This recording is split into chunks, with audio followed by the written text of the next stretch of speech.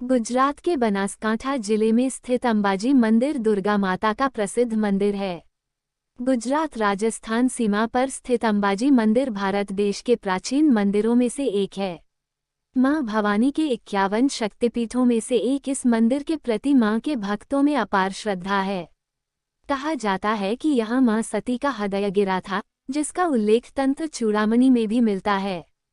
जानकर हैरत होगी कि इस मंदिर के गर्भगृह में मां की कोई प्रतिमा नहीं है, बल्कि यहाँ मां के पवित्र श्रीयंत्र की पूजा मुख्य रूप से की जाती है। खास बात यह है कि यह श्रीयंत्र सामान्य आंखों से दिखाई नहीं देता और न ही इसका फोटो लिया जा सकता है। इसकी पूजा केवल आंखों पर पट्टी बांधकर ही की जाती है। अंबाजी की असली सीट गब्बर पहाड़ी के ऊपर है।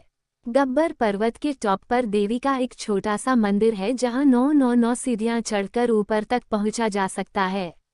माना जाता है कि यहां एक पत्थर पर मां के पदचिन्ह बने हैं। अंबाजी के दर्शन के बाद श्रद्धालु गब्बर पहाड़ पर जरूर जाते हैं। भादरवी पूर्णिमा के दिन बड़ी संख्या में भक्त देवी की पूजा करने और मंदिर के बाहर आयोजित होने वाले अद्भुत मेले में भाग लेने के लिए यहां पहुंचते हैं। इस उत्सव पर पूरे अंबाजी कस्बे को दीपावली की तरह रोशनी से सजाया जाता है। विदेशों में बसे शक्ति के उपासकों के लिए इस मंदिर का बहुत महत्व है। माना जाता है कि अंबाजी मंदिर 1200 साल पुराना है। मंदिर के जीर्णोद्धार का काम 1975 से शुरू हुआ और तब से लेकर आज तक मंदिर के जीर्णोद्धार का काम जारी है। यहाँ 9 दिनों तक चलने वाले नवरात्रि में यहाँ श्रद्धालु बड़ी संख्या में पहुँचते हैं। इस समय मंदिर के प्रांगण में गरबा करके शक्ति की आराधना की जाती है। अंबाजी मंदिर के तीर्थस्थलों के अलावा सूर्यास्त बिंदु, गुफा और माताजी के झूले और रोपवे की सवारी अन्य सुंदर दर्शनीय स्थल हैं। तो चलिए आज हम आपको अपने इस वीडियो में गुजरात के अंबाजी मंदिर से जुड़ी पूरी जानकारी देंगे। ऐसा कहा जाता है कि अंबाजी मंदिर का निर्माण अहमदाबाद के अंबाजी के एक नागर भक्त श्री तपिशंकर ने 1584 से 1594 तक किया था। अम्बे माता या देवी मां का स्थान हिंदू तीर्थयात्रियों के लिए धार्मिक पर्यटन का एक प्रसिद्ध स्थान है। इस मंदिर में पूर्व वैदिक काल से पूजा की जाती है और देवी को अरासुरनी अम्बे मां के रूप में स्वीकार किया जाता है, क्योंकि मंदिर अरावली पहाड़ियों के शीर्ष पर स्थित है। अंबाजी मंदिर व्यापक रूप से सबसे महत्वपूर्ण शक्तिपीठ में से एक के रूप में जाना जाता है और यह सर्वविदित है कि क्षेत्र के आसपास के लोग पवित्र भजन के रूप में अंबाजी का नाम लेते रहते हैं। अंबाजी को दुनिया के सर्वोच्च ब्रह्मांडीय नियंत्रक के रूप में जाना जाता है। ऐतिहासिक रूप से देवी की कोई मूर्ति या तस्वीर कभी नहीं देखी गई है, हालांकि पुजारियों ने छत के ऊपर भीतरी क्षेत्र को एक तरह से चित्रित किया था जो देवी की दीप्तिमान छवि को दिखाता है। भीतर की दीवार में एक साधारण गोख है जो प्रसिद्ध स्वर्ण शक्ति वीजाश्री यंत्र है, जिसमें एक उत्तल आकृति है और इसमें 51 पवित्र बीजाक्षर हैं। पर्याप्त सावधानी से यंत्र की पूजा की जा सकती है, लेकिन तस्वीर नहीं ली जा सकती। यहाँ तक कि भक्तों को एक सफ़ेद कपड़े से अपनी आंखों को बांधने के लिए कहा जाता है, इससे पहले कि वे यंत्र की पूजा करें। अंबाजी मंदिर का इतिहास कहता है कि अंबाजी मंदिर का एक मजबूत तांत्रिक अतीत है और प्रसिद्ध श्रद्धालु बटुक तांत्रिक इस मंदिर से जुड़े हुए हैं। अंबाजी मंदिर से जुड़ी एक बात प्रचलित है कि इस जगह पर भगवान श्री कृष्ण का मुंडन संस्कार हुआ था और भगवान राम भी शक्ति की उपासना के लिए यहाँ आ चुके हैं। पौराणिक कथा के अनुसार रामायण काल में भगवान राम और लक्ष्मण रावण द्वारा सीता जी का अपहरण करने के बाद सीता की खोज में माउंट आबू या आबू के जंगल में आए थे। श्रृंगी ने उन्हें गब्बर पर देवी अम्बा की पूजा करने की सलाह दी। देवी ने उन्हें एक तीर दिया, जिसे अजय कहा जाता है, जिसके साथ भगवान राम ने अंत में रावण को मार दिया।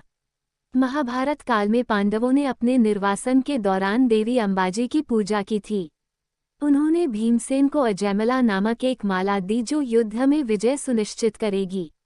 उन्होंने अर्जुन को विराट के दरबार में छिपते हुए अपने निर्वासन के अंतिम वर्ष में बृहनाल के रूप में भेस के लिए दिव्य वेशभूषा दी। एक अन्य कथा के अनुसार विदर्भ के राजा भीष्मक की पुत्री रुक्मिणी ने भगवान कृष्ण को अपना पति बनाने के लिए यहाँ देवी अंबाजी की पूजा की थी।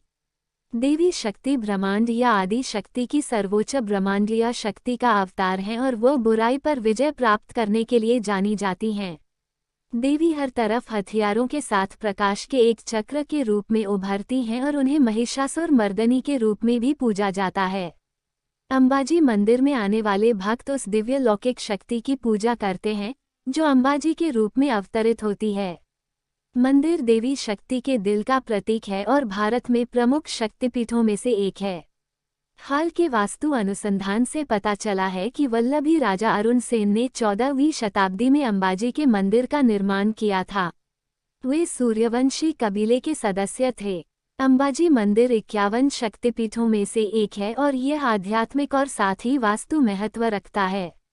माना जाता है कि देवी सती का हृदय अंबाजी मंदिर के स्थान पर गिरा था। अंबाजी मंदिर की वास्तुकला बहुत ही कलात्मक और अद्भुत है, जो भारतीय संस्कृति और परंपराओं को प्रदर्शित करती है। एक राजसी कलश 103 फीट की ऊंचाई पर मंदिर के शीर्ष पर स्थित है। कलश का वजन 3 टन से अधिक है और यह एक विशेष प्रकार के दूध या सफेद संगमरमर से बनाया गया है, जिसे अरासुर पर्वत पहाड़ी की खानों से लाया गया है और शुद्ध सोने के साथ चढ़ाया गया है, जो माता अंबाजी और त्रिशूल के पवित्र ध्वज के साथ जुड़ा हुआ है। अंबाजी का मुख्य मंदिर एक विशाल मंडप और गर्भगृह में माताजी के पवित्र गोख से छोटा है, जिसके सामने एक विशाल चहार है जहां अंबाजी की पूजा अर्चना आमतौर पर चहार चौक में की जाती है। निज मंदिर मध्यम आकार का है और इसमें देवी की कोई मूर्ति या तस्वीर नहीं है। माना जाता है कि श्री आसुरी माता अंबाजी आंतरिक गर्भगृह की दीवारों में एक छोटे से गोख में निवास करती हैं। अरसुरी माता अंबाजी मंदिर एक मंदिर ट्रस्ट द्वारा चलाया जाता है जो पिछले 100 वर्षों से संचालित हो रहा है। ट्रस्ट ने पर्यटकों और तीर्थयात्रियों के लिए लाइट एंड साउंड शो की व्यवस्था भी की है। मंदिर के अधिकांश हिस्सों जैसे निज मंदिर गर्भगृह, द्वार शक्ति, आंगन शक्ति और अन्य क्षेत्रों में कलात्मक आवरण मौजूद हैं।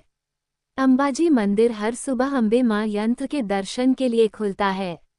गर्मियों में सुबह 7 बजे से रात 9:15 तक मंदिर में दर्शन होते हैं। वहीं बारिश के दिनों में सुबह 7 बजे से रात 9 बजे तक मंदिर दर्शन के लिए खुला रहता है, जबकि सर्दियों में मंदिर में सुबह 7 बजे से रात 8 बजे तक ही दर्शन होते हैं। मां की आरती हर सुबह 6 बजे होती है।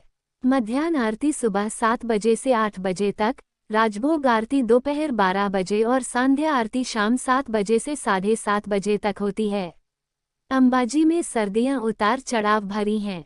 दिन के दौरान तापमान आरामदायक होता है, लेकिन रात के दौरान 10 डिग्री सेल्सियस तक गिर जाता है।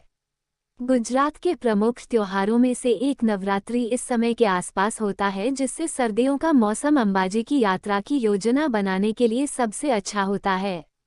इस मौसम में यहाँ बारिश मध्यम से लेकर मूसलाधार होती है, इसलिए मानसून में अंबाजी की यात्रा प्लान करना थोड़ा कठिन होता है। हवा में नमी को छोड़कर समग्र मौसम सुखद होता है, इसलिए मानसून इस मंदिर की यात्रा करने के लिए दूरा विकल्प हो सकता है।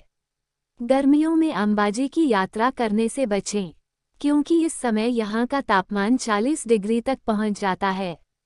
अंबाजी में आमतौर पर शाकाहारी भोजन मिलेगा। एक गुजराती थाली में रोटी, दाल या कड़ी, चावल और सब्जी के व्यंजन शामिल होंगे। आप खिचड़ी को छाछ के साथ भी खा सकते हैं। गुजरात मुंह में पानी भरने वाले स्नैक्स के लिए भी प्रसिद्ध है, जिसमें चकरी, ढोकला, खाकरा, फाफड़ा, सेव, खांडवी और खमन शामिल हैं। गुजरात में आपको शराब नहीं मिलेगी। मेला अंबाजी में भाद्रपद अगस्त-सितंबर के आसपास के हिंदू महीने में अंबाजी गांव के केंद्र में आयोजित किया जाता है। मेले के दौरान गांवों में सबसे ज्यादा संख्या में लोग तीर्थयात्रा के लिए आते हैं। दुनिया भर से प्रत्येक वर्ष लगभग 15 लाख श्रद्धालु इस मेले में शामिल होते हैं। केवल हिंदू ही नहीं, बल्कि कुछ धर्मनिष्ठ जैन और पारसी भी इस समारोह में भाग लेते हैं, जबकि कुछ मुसलमान व्यापार के लिए मेले में जाते हैं। अंबाजी में रहने के दौरान तीर्थयात्री अपना समय प्रार्थना और भक्ति में बिताते हैं और आसपास के अन्य मंदिरों में जाते हैं। उनमें से कुछ सप्तशती के पाठ में भी शामिल होते हैं। स्थानीय दुकानों के अलावा अस्थायी स्टॉलों में खाने पीने के सामान, खिलौने, चित्र और मूर्तियों की मूर्तियां, ताबीज, बांस के लेख आदि की बिक्री की जाती है। मनोरंजन के लिए मीरा गो राउंड और फरारी पहियों की स्थापना और कलाबाजी की जाती है। पूर्णिमा की रात में एक पारंपरिक और लोकप्रिय लोक नाटक भावई का प्रदर्शन किया जाता है। चरक चौक में लोकगीत गाए जाते हैं, जिसमें पखवाज, भूख और झांझ जैसे सरल संगीत वाद्ययंत्र का उपयोग किया जाता है। नवरात्रि के समय अंबाजी को सम्मानित करने के लिए भव्य समारोह आयोजित किए जाते हैं। मंदिर परिसर में भक्त गुजरातियों द्वारा गरबा और अन्य लोक नृत्य किए जाते हैं। अंबाजी के मंदिर के करीब 6 और मंदिर हैं। वरही माता का मंदिर, अंबिकेश्वर महादेव मंदिर और गणपति मंदिर क्रमशः चाहर चौक, खुला चौक। दूसरी ओर खोडियार माता, अजया माता और हनुमानजी का मंदिर गांव में ही है। गब्बर हिल्स गुजरात राजस्थान सीमा पर स्थित हैं। यदि पौराणिक कथाओं की माने तो यही वह स्थान है जहां मृत देवी सती का हृदय गिरा था। पर जाने के लिए 999 सीढ़ियां चढ़नी पड़ती हैं। अंबे मंदिर के सामने इन पहाड़ियों पर एक पवित्र दीपक हमेशा जलता रहता है। कैलाश पहाड़ी अंबाजी से केवल 1.5 किलोमीटर दूर एक पिकनिक सह तीर्थ स्थान है। कैलाश टेकरी के ऊपर एक सुंदर शिवालय मौजूद है। पहाड़ी पर महादेव के मंदिर में एक शानदार कलात्मक पत्थर का गेट भी है। अंबाजी से मात्र 1 किलोमीटर दूर कामाक्षी मंदिर परिसर भारत के सभी 51 शक्तिपीठों का प्रदर्शन करता है। गुजरात के कच्छ जिले के पश्चिम में कोटेश्वर का छोटा सा गांव द्वीप अपने धार्मिक महत्व के लिए प्रसिद्ध है। इसमें एक प्राचीन शिव मंदिर और नारायण सरोवर का महत्वपूर्ण तीर्थ स्थल है, जो हिंदू पौराणिक कथाओं में वर्णित 5 पवित्र झीलों में से एक है। यह क्षेत्र समुद्र के दृश्य के साथ सुरम्य सूर्यास्त के लिए जाना जाता है। कुम्भारिया अंबाजी मंदिर टाउन से 1.5 किलोमीटर दूर है।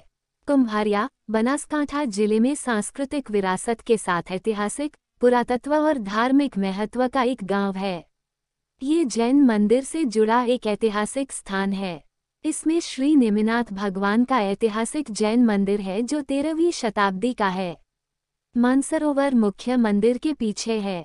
ऐसा कहा जाता है कि इसका निर्माण अहमदाबाद के अंबाजी के एक नागर भक्त श्री तपिशंकर ने 1584 से 1594 तक किया था।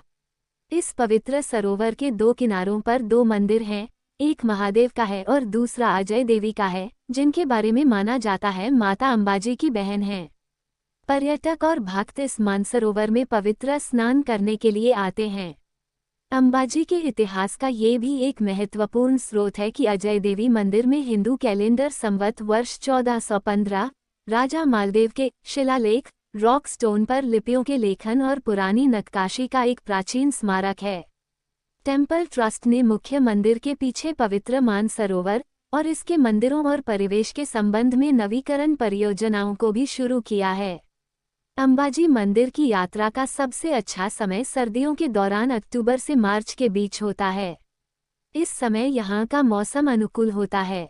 रोपवे उदन खटोला, गब्बर की सवारी, स्वादिष्ट प्रसाद, चक्की, पोसूद पूनम देवी अंबाजी का जन्मदिन, सितंबर में भद्रवी पूर्णिमा के दिन पर बड़ा धार्मिक मेला, नवरात्रि और हवन यज्ञ के सभी 9 दिनों के लिए चाहर चौक में गरबा। ये वीडियो आपको पसंद आया हो तो लाइक करें, शेयर करें, सब्सक्राइब करें।